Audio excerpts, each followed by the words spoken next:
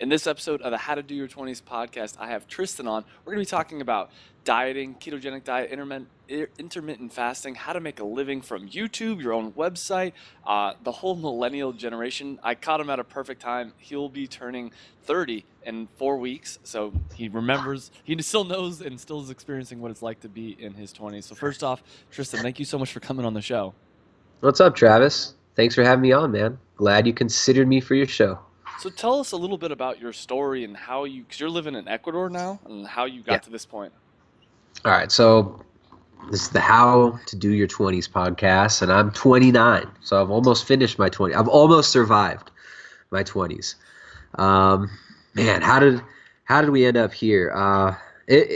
It's hard to say, right? It's like whatever I tell you right now, it'll be an incomplete story.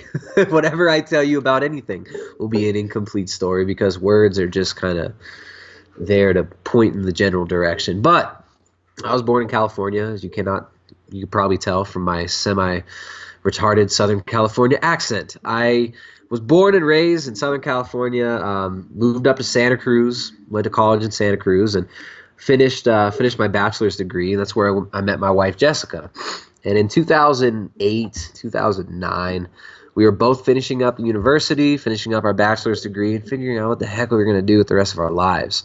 This was during that huge economic collapse. There was a lot of uncertainty economically, a lot of talk about debt. You know, the government was printing money and giving it to General Motors, which was then taking that money and going and creating jobs overseas. There's madness. It was a lot of paranoia in the air, a lot of paranoia about the economic situation was going on in 2009, 2008.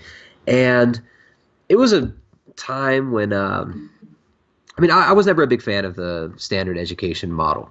I was always a pretty, not to toot my own horn or whatever, but I was always a highly intelligent kid. I always got really bored in class. And just generally, I saw through the facade of the the whole Pavlovian training system that we grow up in. The bell rings, you go eat your food. The bell rings, you sit your ass down, you listen to the lies we tell you about history and what the world is and how the world works. I saw through it. I wasn't into it.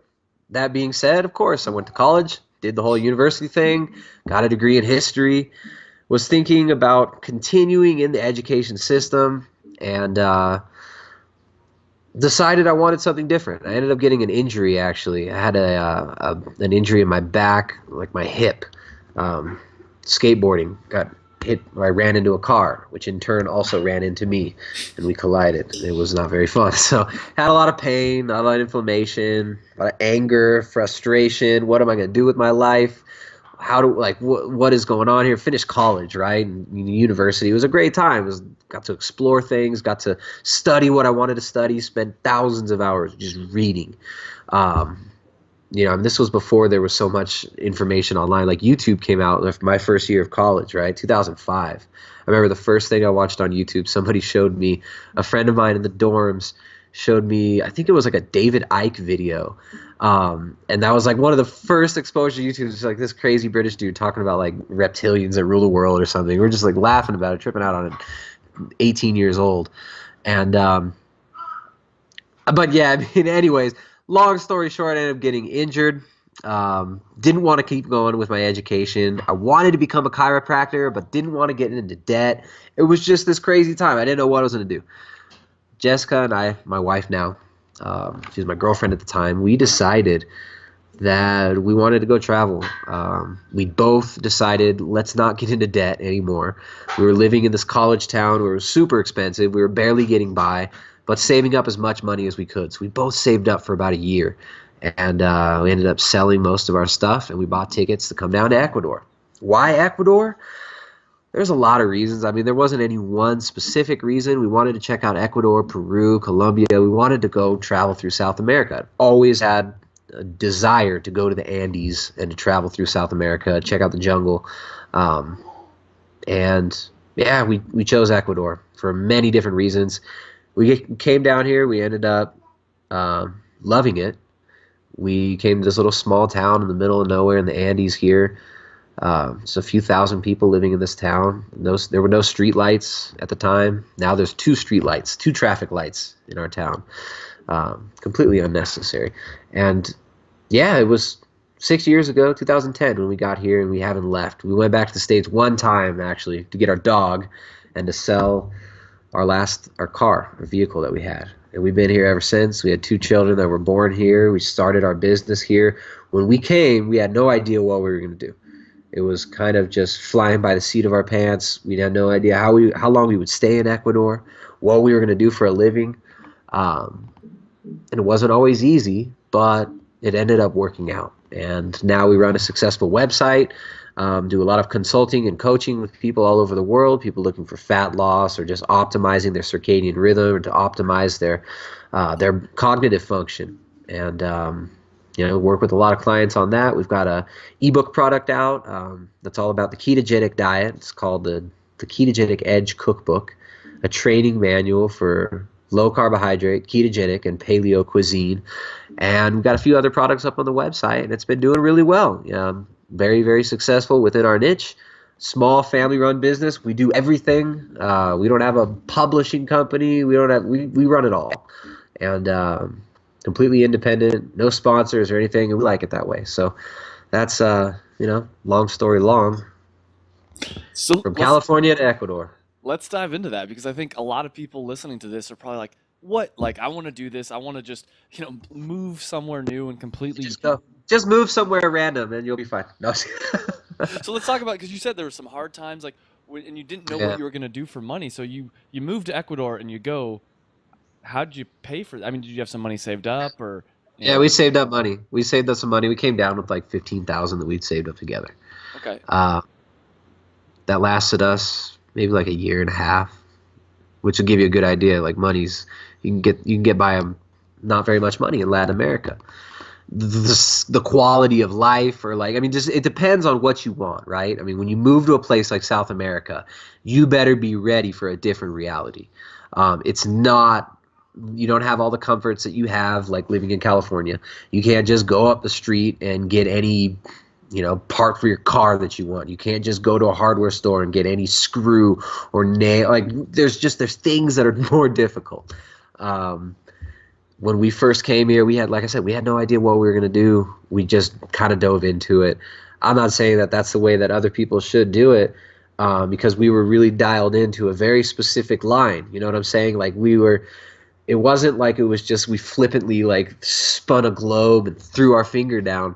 There was a series of events that kind of led to it, and there was a lot of just what seemed like divine intervention almost. You have a conversation with somebody, and I remember when we were getting ready to go, we used to like going to like garage sales, yard sales and stuff like that. You find cool stuff, especially in college towns. Kids, the rich kids, and their parents are paying their way. They get out of their house and they just throw away couches and computers and stuff like that. You can get some good deals. So we would go through these garage sales, and I remember one day we had already bought our tickets, and we went and we met these people. They're selling off a bunch of their stuff. I'm like, what are you guys doing? Just casual conversation, and they were going to Ecuador. So, and they were actually going to the same town that we were thinking about visiting. So it was just all these things that would line up in a certain way where it was just very obvious to us that what we were doing was safe, was going to be adventurous, was going to be wild. We didn't know what was going to happen, but it was kind of all lined up in a way through like serendipity or, divine intervention, whatever you want to call it, where we felt like this was the path we were going to take. And we ended up doing it. We had no idea how it was going to work out. We had no idea we were going to want to stay. We thought maybe we'd just take a vacation. Then we'd go back, we could do more school. But, we ended up enjoying it quite a bit and not wanting to leave. What was the first month like when you first moved out there? Oh, man, the first month in Ecuador.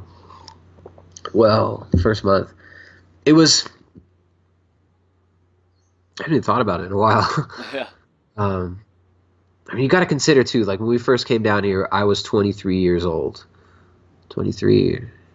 Yeah, I was 23 years old in 2010. Basic arithmetic goes out the door in your late 20s. You start to get senile, guys. But, yeah, we came down here. I had no kids. I didn't have like a family. I guess what I'm getting at is now we have a totally different life than when we first came here. We were these fresh-faced babies, very naive, very idealistic. I mean, it was a completely different context. The first month that we got here, it was wild. There was a lot of people in this town that we live in that were on similar journeys, that came here for similar reasons. So it was like profound in that you had this like cathartic release of like you could talk to people who saw things the way you saw it, who felt the way you felt. We had people here from like the same area that we had just moved from, and that had very similar experiences, very similar reasons for coming here, very similar reasons for wanting to, leave the United States or wanting to, go to some place like Ecuador. So it was cathartic. It was very emotional. There was a lot of like, your family is like, what is wrong with you? What are you doing? Why are you leaving us? Your old friends wanting, not really understanding what you're doing. But I mean, for us, it was very liberating. It was like, look, we were ready for a new life. We wanted something completely different. And we both knew. I mean, I told my wife when we first got together that it wasn't, she shouldn't expect to have a normal life living with me because I can't do that. I can't do the normal existence. It sounds weird or like self-aggrandizing. I'm nothing special. Like I'm no more special than anybody else out there. I'm just a crazy kid from California who ended up following a path that was laid out before me. But at the time, that path that was laid out before me, it wasn't clear. We had no idea what was going to happen. So I guess, when we first got here, it was crazy. I don't even know how else to describe it. It was like moving to a different reality. It was like extracting ourselves from this world, going back in time like 30, 40 years too. Because when we first came here, you could barely get cell phone service in most places around town. That's changed now. I mean, modernization happens. The westernization of Latin America is happening. And, the Coca-Cola, the KFC, all that stuff, it's coming. You can't run away. But, it was different. It was very different. It was profound. It was emotional. It was freaky. We didn't know how long we were going to be here. We didn't know what it was going to be like. And we came during a harsh, rainy season. There was a lot of rain that year, a lot of mud. And I don't know. I mean, it was like going into another dimension, though. The Andes are an incredible place. Like the lore, the oral history is incredible. I mean, it is really a different realm from what I was used to. So. Yeah, it was like I don't know, kind of felt like Mario jumping through the sewer and bloop, bloop, bloop, come out through into a different reality. So your internet now is really good. I mean, when you first moved here, was the internet this good or is it improved? Pay $80 for my 10 megabyte line. So $84 a month gets me 10 megs. And that 10 megs is actually about 5 megs with like 3 megs upload speed. So, I mean, it's expensive, but it gets the job done. So yeah, when we first came here, internet wasn't as fast now. Since we moved here, there's been more of a demand for all these types of things. So yeah, the internet cell service is better now, for better or for worse.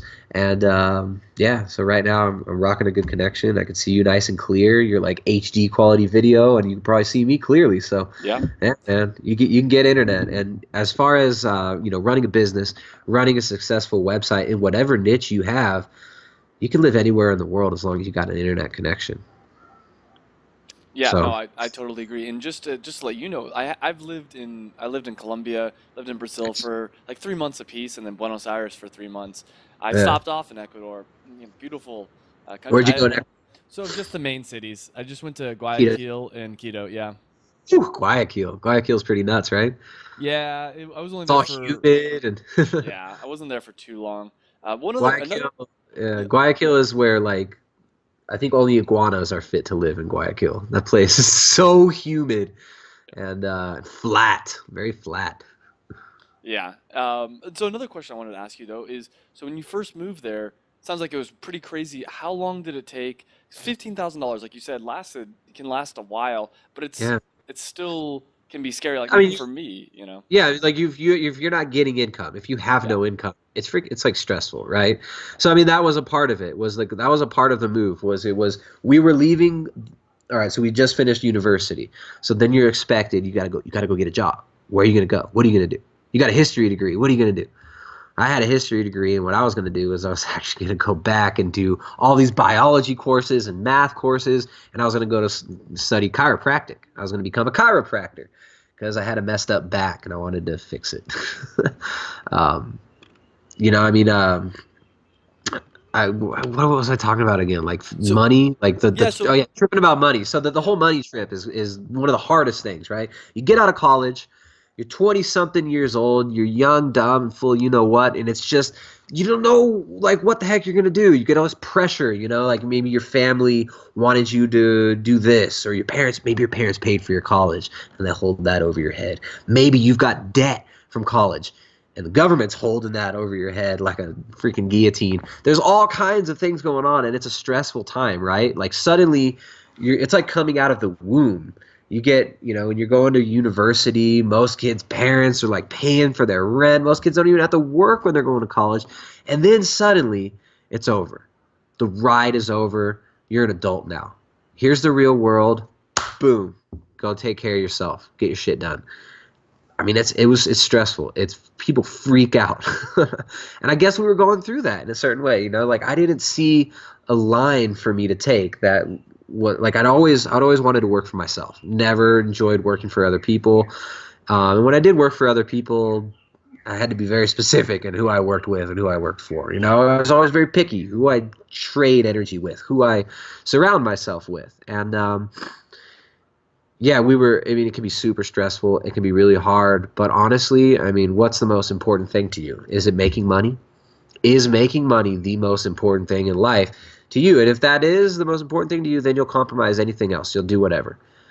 You know, it's like if that's whatever is the most important to you, you will drop everything and do that. So to me, the most important thing was the truth, was being honest with myself, was on this journey of just trying to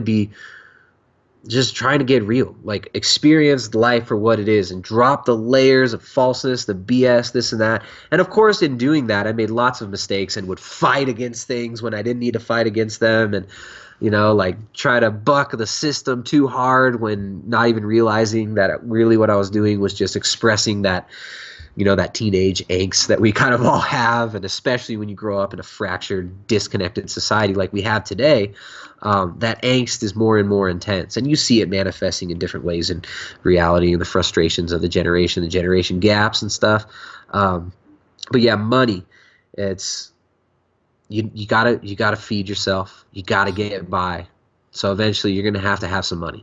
Like we all want to, oh, money's so evil. Money's the root of all evil, this and that. Like if you ever, you know, I've gone through all those phases of like, you know, it just, I don't even know what you want to call it.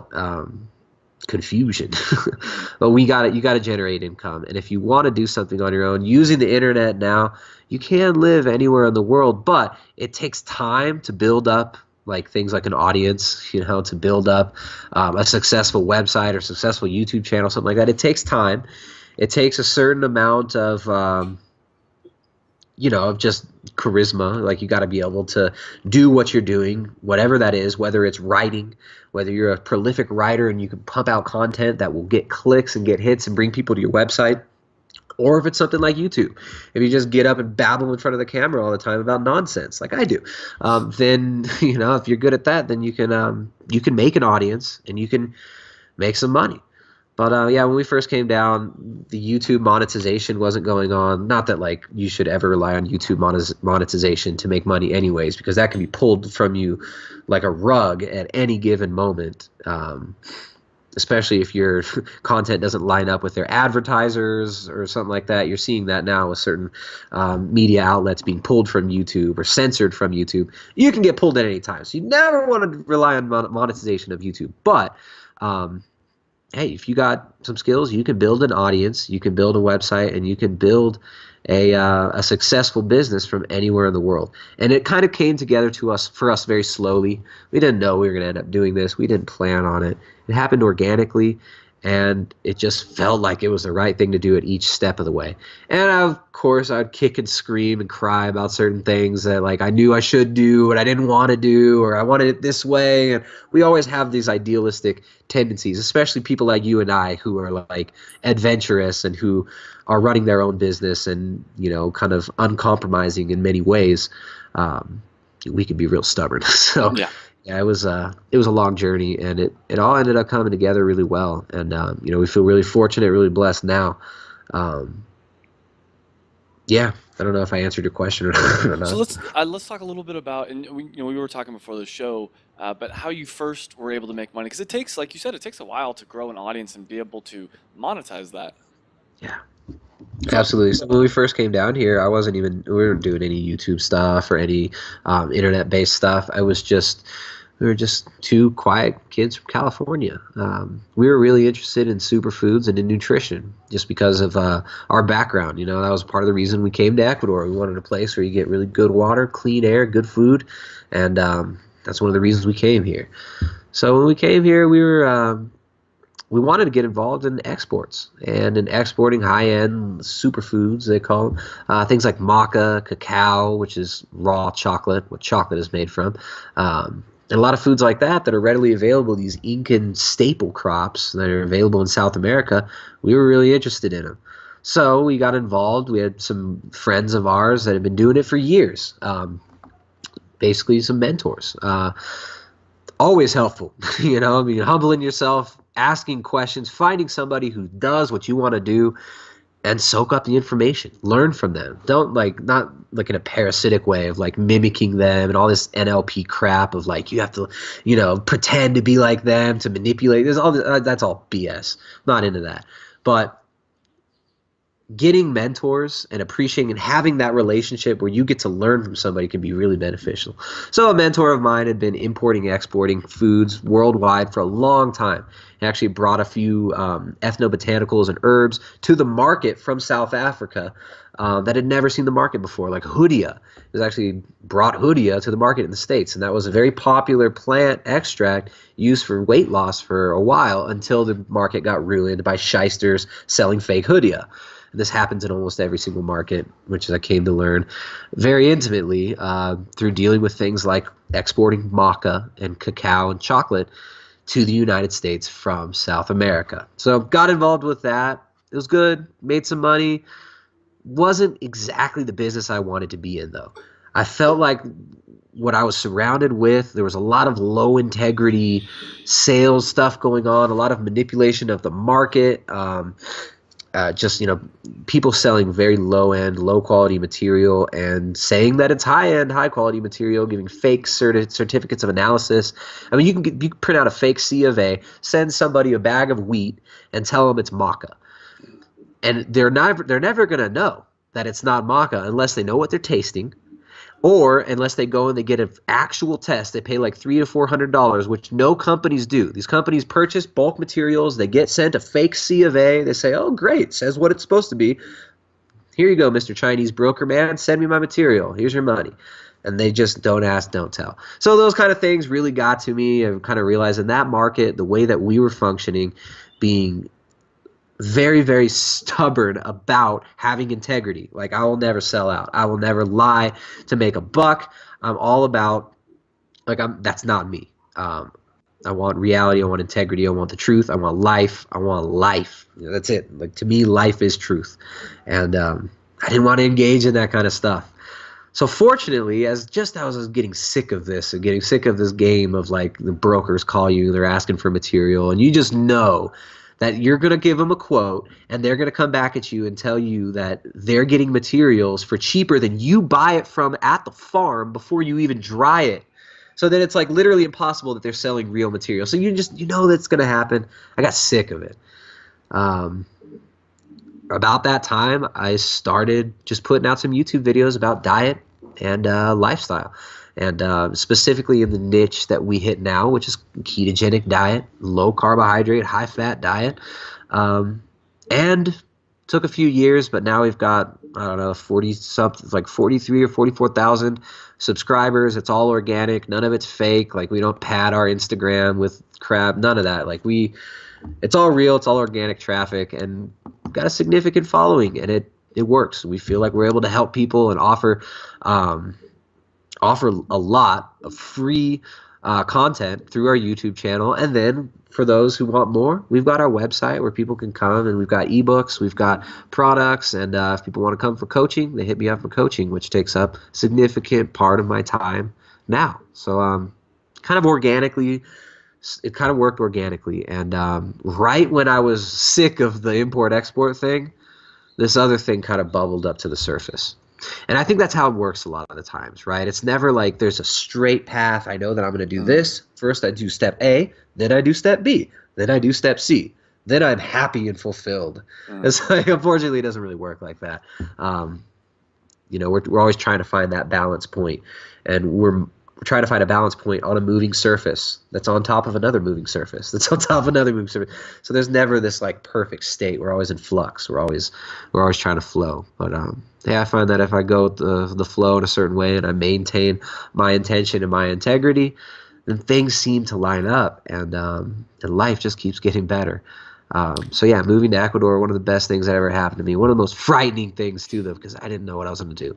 It was like part of it was running away from former things and former attachments, which I don't really recommend doing. Don't run away from things, run to things. And the other part of it was kind of running to something. I didn't know what that something was yet, but I had enough faith to know that it would materialize, not even materialize. What I'm looking for is not material. But having faith that it would coalesce in front of me and that the path would be clear. And it ended up kind of happening that way. More or less. So if, for instance, actually, I was talking to a friend yesterday, and he wants to do exactly what you're doing. He wants to move, but he has Yeah. no idea what he's going to do for money. I mean, like most Americans, he makes a decent living in the U.S., not fulfilled with his job, and really wants to do exactly what you're doing. Yeah.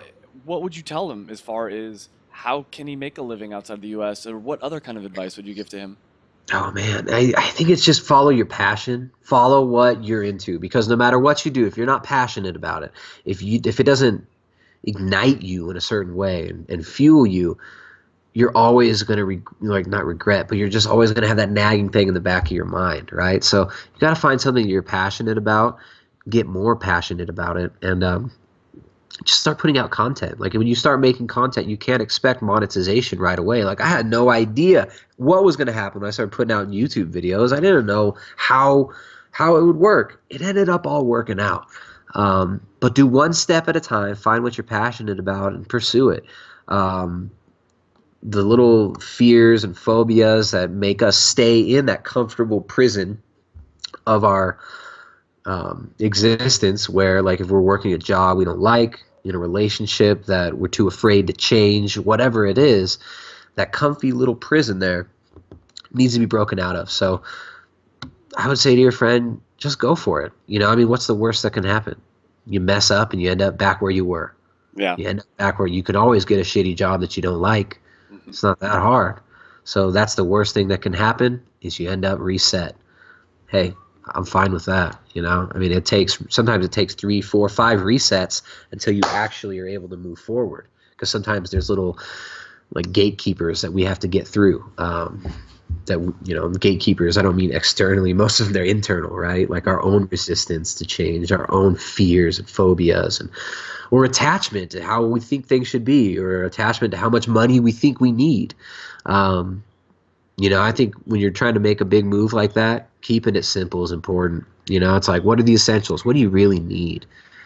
It's like when we first came down here, we were happy just living in a little shack. I would have been I could have slept in a tent every night. Most nights I would lay down under the stars and sleep there anyway. So we needed minimal when we came here. Now we got 2 kids and it's expanding and constantly changing. But just minimalize, keep it simple, move forward, and find what you're passionate about. And like really a lot of it comes down to just having taking leaps of faith, and take those leaps of faith, things will happen and things will line up. But if you stay back in the comfortable prison and complain about it, you know what the results of that are going to be. So it's easier because you know what the results are going to be. But maybe it's not as comfortable as we were made to feel in that old cozy prison. So the other thing I want to talk about is YouTube. And do you remember like your rise from being able to make a full-time income from your YouTube channel and your website? Do you remember the first video you did? Oh man, I think I do. One of the first videos I put out was an interview with Dr. Dominic D'Agostino. Oh, really? Yeah. So I just wanted to talk to some of these like experts in the field. I didn't see that many people putting out content like it. And yeah, so I started doing interviews with people and then just started putting out solo videos, just talking about my experiences, what I saw going on, and just trying to clear some of the air about some of the misconceptions that people had out there about the niche, which is ketogenic diet.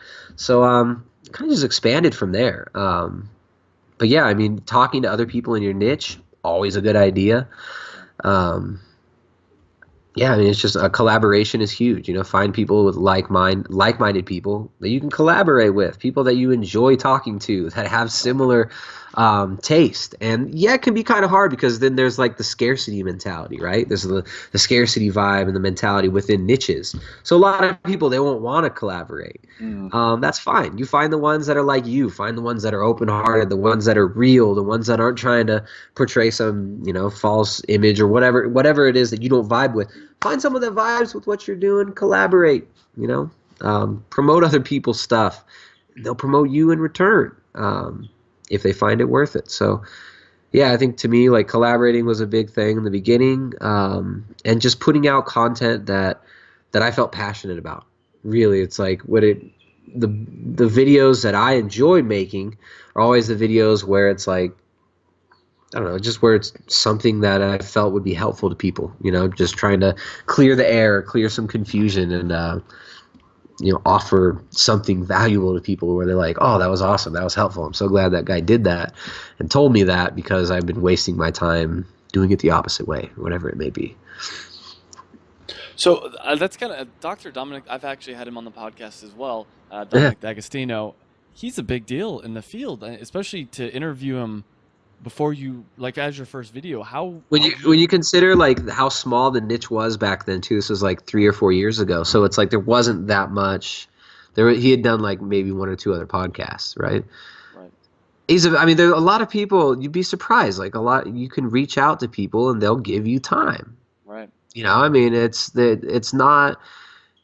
Yeah, he's a big researcher and this and that, and within this niche, he's like a big name, but he's a normal guy like you and I. He's a guy who's passionate about what he does. So you tell him, I think I find that when I connect with people, I just be honest with them, tell them, hey, I'd love to have you on. This is my channel. Um, Whatever time works for you, I'll try and fit it into my schedule. So then I, give them the benefit of, making the scheduling and stuff, and it ends up working out. So yeah, Dom's a cool guy. I've had him on I think at least 2 times. I think I've talked to him twice, maybe 3 times. I should have him on again. He always has, like, it's been like a year since I talked to him last, so he's always got new stuff and new information, and that's one of the most fun things about like YouTube, right? It's just you talk to people. It's fun. Yeah. I like people. I really like people. I like learning from people and talking to them, and so that's why it's cool doing your podcast. And that's the exact reason I did a podcast was I just wanted to talk to people that I have fun conversations with, learn a little bit of something along the way. It's always a blast for me. Yeah, it's great. Well, how did you start out? Like, how did you start out on this project? Yeah, so this project, so I told you before the podcast, and for the listeners that don't know the story, more hopefully a decent amount know, but I started the online company selling dance clothing 4 years ago, and Nice. I co-own it with my mom, and it's one of those things that it's interesting because people always talk about follow your passion, and I agree, like you said. The interesting part is I'm not passionate about dance clothing, but online business was something I was passionate about. So there you go. It's like Yeah. some people are passionate about that. Like they see you could see all these different lines, and yeah, that's awesome. You And that's what found I it. mean. To me, it was like I'm passionate about art, and it's like sure, painting's great, like or whatever. But for me, it was dance clothing because it made sense, and also it worked out well since my mom knew how to manufacture the clothing. I could Yeah. partner with her, and it was totally scalable. So if we just had one order a week, she could make it herself. But as we've grown, like now, she doesn't make any of the dance clothing herself. We have employees that Nice. produce everything.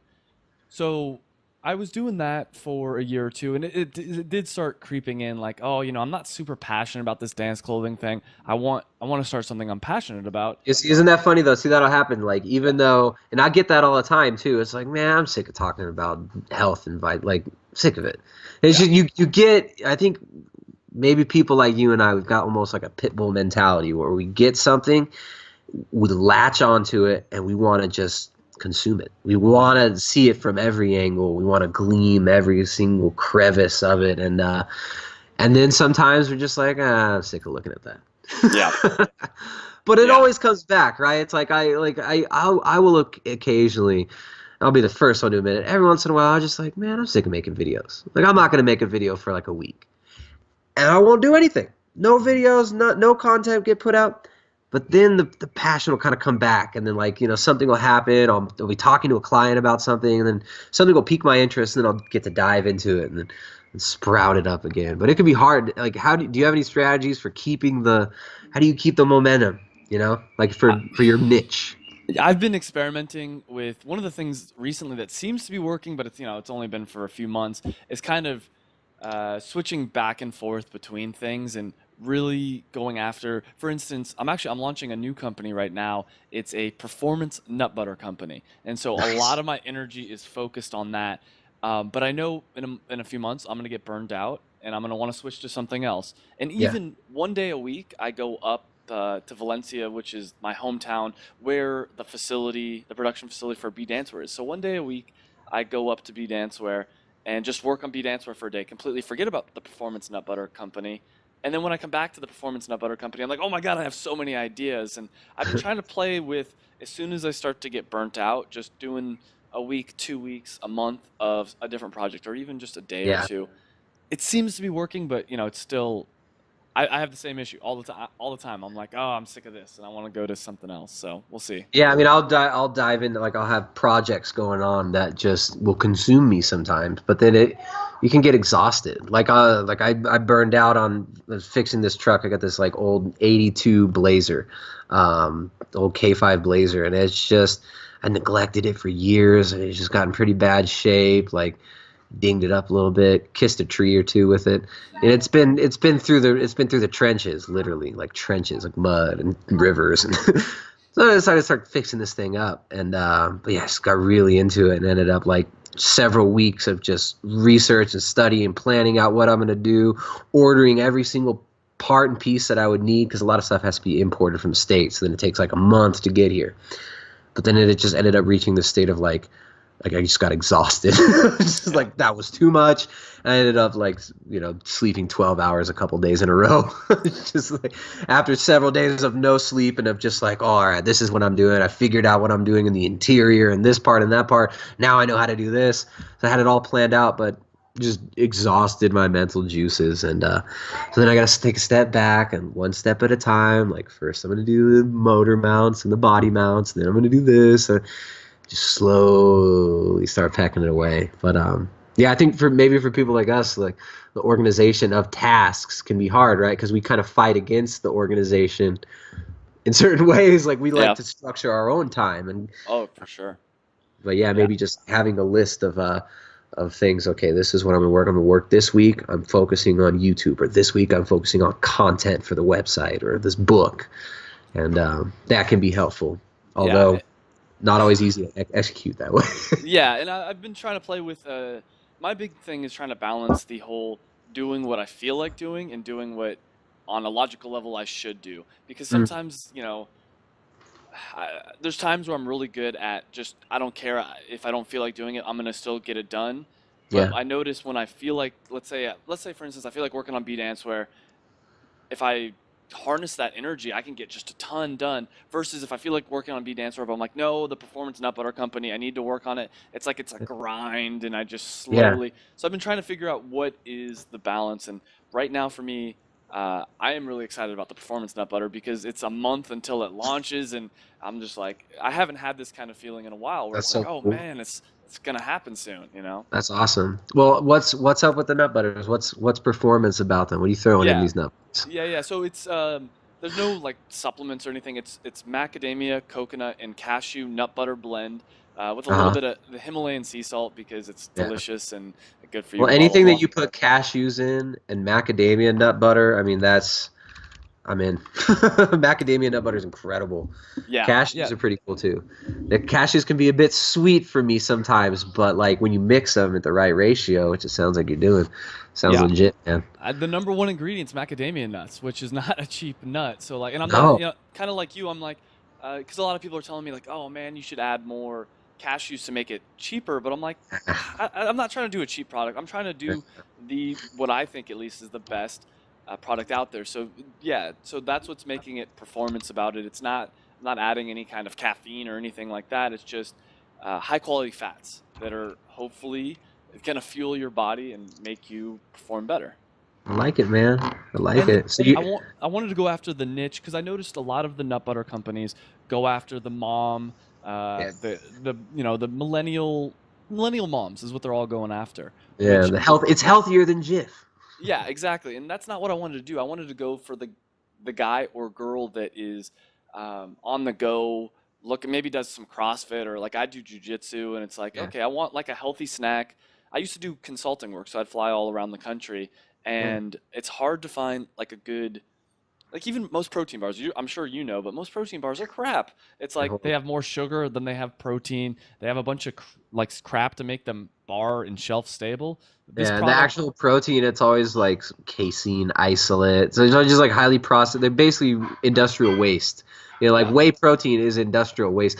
Like whey is great, like real raw whey. Like if you get, from like raw grass-fed goat's whey, our fridge is full of it right now. It's good stuff. But like if you're taking whey, industrial cheese making outfits, they make the cheese and then they've got all this whey left over and they found a niche to market it into, and that's the protein powders. You need so much protein, you're gonna shrivel up and no girls will ever want to look at you naked or look whatever, like this crazy stupid like scarcity marketing, insecurity marketing, and you got to be big and jacked, you got to get your protein powder in. It's nuts, but yeah, it really worked. yeah. It really worked a number on our generation, man. I mean, how many billions of dollars get spent buying protein powders that are literally just waste product from cheese manufacturing? No, and it seems like for a long time it was all about carbohydrates, and or in the last whatever 10 years or so, it's all been all about protein and fat. As you know, as a ketogenic person, Yeah. healthy fats have been kind of like demonized, and it's starting to change.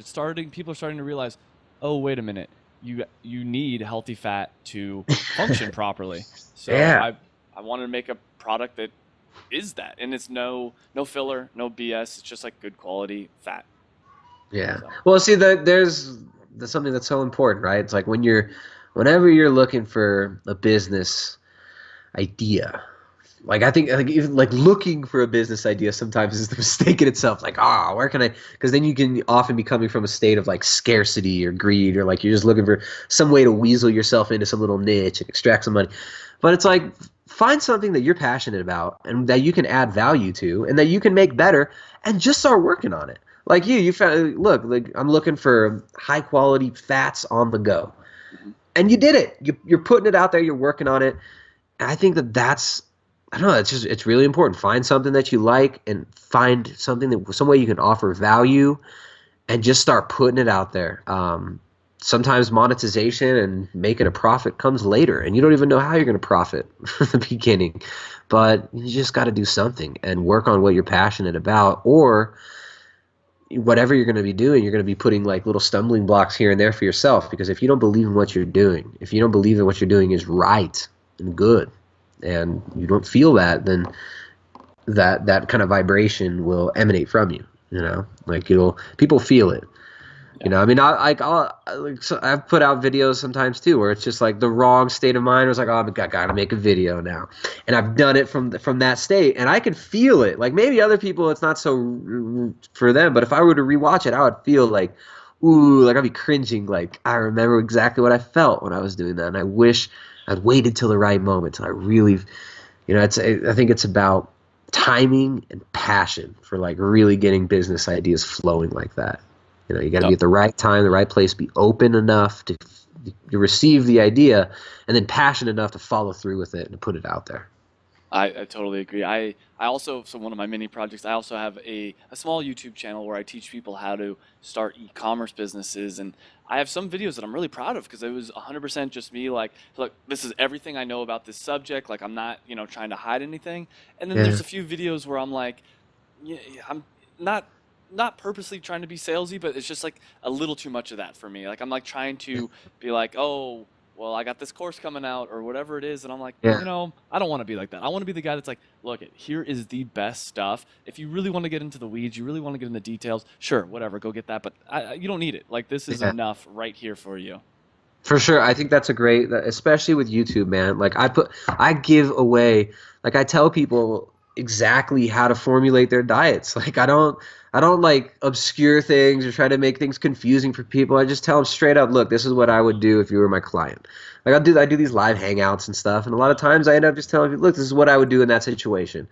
Um, and it works. Like even though it's like you're giving it away for free, hey, the people who are ready, the people who want coaching or who want to take it a step further and buy your book, those people are always there, and they pick up on that. The people realize, like, this guy's like he's giving it away. He's not coming from this like greedy scarcity mentality. People feel it, and you get the right customers by putting out the right energy, and you get the right clients by doing that.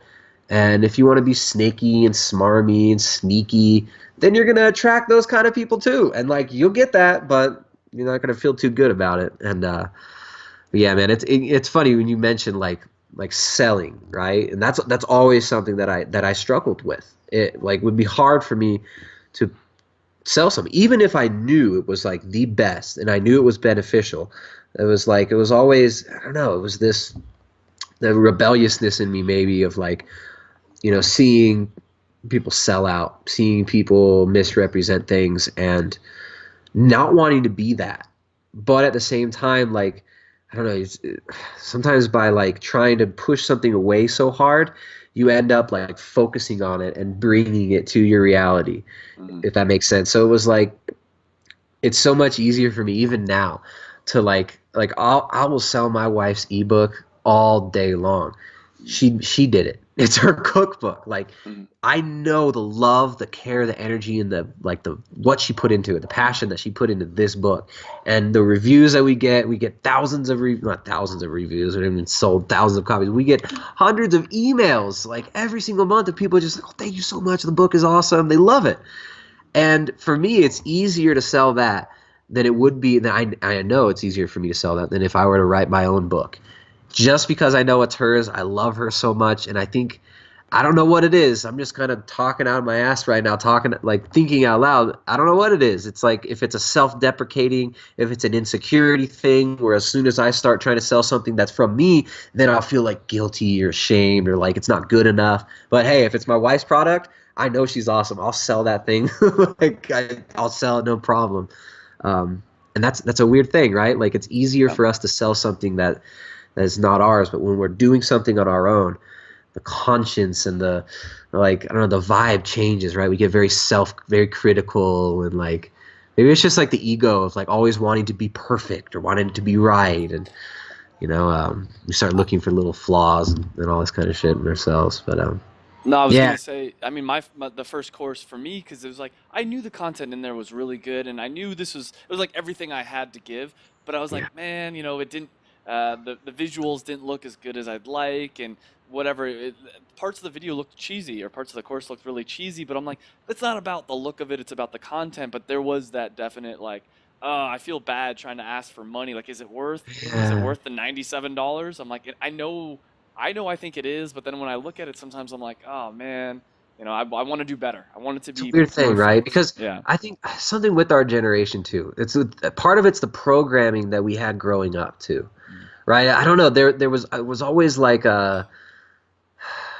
so now I'm just getting into like pure speculation and just like the pure imaginary. But I remember being a kid and just like the worst thing you could be was like a sellout or like a poser, right? Like Yeah. somebody who like just sell out just to make a buck. Like I was, like I've always just hated pop music and like television, all that. I always thought you could just feel that vibration. You feel like it's so whack. And yeah, it's like maybe through trying to push against that so much, we end up reflecting some of it and allowing it to be projected back on ourselves of like, because we see the snake oil salesman all around, but then if we're not able to like kind of stand up in ourselves and in our own consciousness and say, yeah, like this is, it's self-talk, right, that I'm talking about. And tell ourselves, look, this has value. This is something that I worked hard on, that I'm passionate about, and I want to share it with people. And there's people that will pay for it, and that's awesome. I think if we're not able to do that, to actually see that without listening to all the little, I'm gonna get some money, like, and then also the internet chatter will get to you sometimes too, right? So you put out a product, like you put out a YouTube video, and then some little 14-year-old kid, found a keyboard and figured out he can push people's buttons and gets on there like, oh, punk ass, you're just trying to make money off of people. Like, oh yeah, of course, you just want to make some money. And then those, like, they'll stick in your head, like they'll play, like, oh, that freaking comment, like, you let it get to you sometimes. And yeah, I think it's really, if you offer something where you truly are giving value and you're truly passionate about it and you're real and you're straightforward and you're honest with yourself, then things will work out. But I think as an entrepreneur, as somebody who's going to be working for themselves, we all have to be careful of the self-talk and the programs and the I don't even know what you want to call it, the conditioning that we have from our environment, from our peers growing up, stuff like that. Because those little programs can end up biting us in the butt.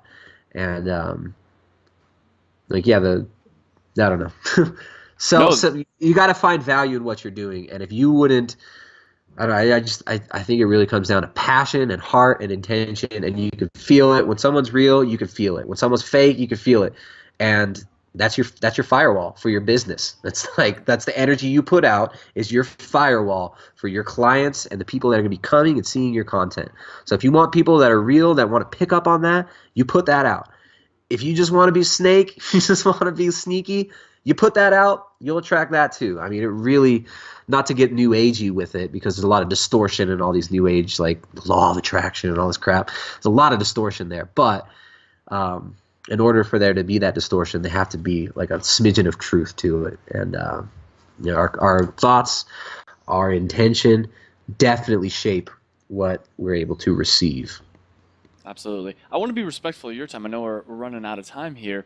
One last question. I mean, this whole podcast has been full of the answer to this question. But the question I always end the podcast with is, what advice would you give your 20-something-year-old self? Or more generally, what advice would you give all the 20-somethings listening to this podcast? Yeah.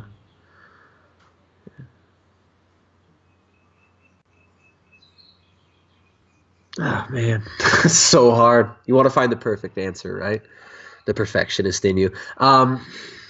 Well, I mean, that's why I take say that. Leaps of faith. I mean, it's like, yeah, you got to take a leap of faith sometimes. You got to push into the unknown. You don't want to do it recklessly, stupidly, self-destructively. But you got to take leaps of faith sometimes. Look, you're in your 20s. You got a whole life ahead of you. You're still a kid. You don't know everything. You might feel a lot. You might have that burning desire for more. You might see a lot. You might experience a lot. But you don't know everything. You don't have as much wisdom as you probably think you do. So be humble, accept help, accept mentors. Don't be afraid to reach out for help. Don't be afraid to screw up. Mommy, can I borrow $1,000? I can't pay my rent this month. That has happened to me.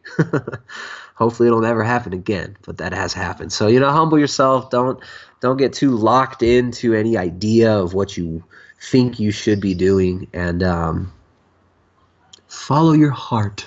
That sounds cheesy, but really you gotta dial in, you gotta tune in to your intention, to your real desire, and expand on that. And I think it really comes down to being honest with ourselves, right? Like, we're all on this journey, and it's kind of like we're having a conversation, and that conversation that's going on, it's between you and the source behind all of this. That conversation that's going on is between me and what I call God. A lot of people hate that word. It's loaded, right? Like, language gets so loaded. But that's really what this comes down to. It's the conversation between us and the creator that made all this and that created this miraculous, beautiful, terrifying experience that we have, that we call life. And That conversation can be as deep or as shallow as we choose, and it's our choice at any given moment to dive deeply into that conversation and gain wisdom and experience, or to wade in the shallows of the feelings and the emotions and this and that. We can go as deep or shallow as we want, but take leaps of faith and don't be afraid to fail. And I guess that's it. I love it. I mean, that's something I've been thinking a lot about recently. And I think the other part, and this probably isn't true for everybody listening, but probably most people listening, you have a pretty big safety net. It's like you can take that leap of faith and know that worst case scenario, I can sleep on mom or dad's couch. Or That's the thing. This is the thing. It's so crazy. No matter, like we get programmed with scarcity mentality. With we're afraid, especially in the U.S. Right? The propaganda is, the world is scary, especially third world nations. Now, the word third world countries, this is a propaganda term invented to demonize and marginalize countries that didn't pick a side between communism and capitalism, the last fake world war. So after World War II, you demonize any of these countries that weren't picking a side between the Soviets and the U.S. bloc, and you call them third world countries. Oh, they're backwards, they're undeveloped, they're all crap. There's so much fear about what's outside of the U.S. And I'll tell you right now, the rest of the world is no more dangerous than the neighborhood you live in right now. People are people no matter where you go. People are humans. You can connect with them on a spiritual level when you look into their eyes no matter where you go. People are people. And I forget where I started on that one. I forget where I was going with it. I think, don't be afraid. There's a lot going on out there. Safety nets. You're talking about the safety nets, right? Yeah. So, look, if you live in America, you're never going to starve. Unless you go mad, which is a valid fear, the fear of madness. When you start going, rah, rah, rah, any entrepreneur has reached that point of like, whoo, I'm about to break. Yeah. that manic, just attack of whatever it is you're going at. I think most entrepreneurs can relate to the fear of madness. But look, unless you go completely mad and are just self-destructive, you got a safety net. You're never going to starve. You're always going to have a place to stay. As long as you're a decent person, no matter where you go, you can get by. As long as you can move your feet, move your hands, you can get by. So this is an adventure. It's a mystery. It's amazing. Don't get locked into a smaller reality, a smaller cage than you need to be in through that conditioning and through that programming. You've always got a safety net. You can always go crash on mama's couch or crash on your buddy's couch for a little bit while you're getting your stuff together. But sometimes you got to take those leaps of faith. Sometimes you got to just jump into the unknown. There's nothing else to say about it, I guess. The only fear, the only thing worth fearing is fear itself. The only thing worth fearing is God, right? Is the ultimate is, and even then, it's like you don't fear the Creator because it's infinite love. You fear rejecting that. You fear going on the wrong path, missing the mark. So, you gotta just dive into it. Go for it.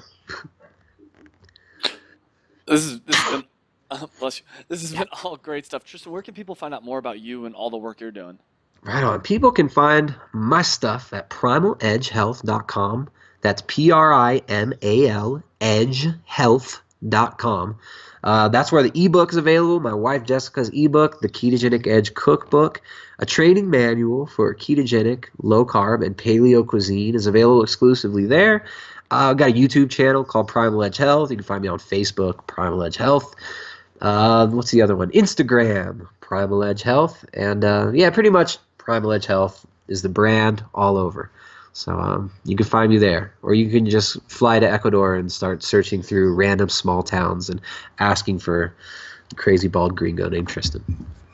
Thank you, Tristan, so much for coming on the show. I really appreciate it. All right, man. Yeah, very nice talking to you, Travis. Hey guys, I hope you enjoyed that video, and if you did, make sure you hit the big red subscribe button down below. You can also check me out on Facebook and on Twitter, and I release a new video every Monday, and by hitting that subscribe button, you'll get those new videos every Monday. And this is really a podcast. It's also a website. You can check out the website. It's howtodoyour20s.com. I'll put a link right over here as well. And what it's all about is trying to improve your life. And we specifically focus on things that people in their 20s are interested in.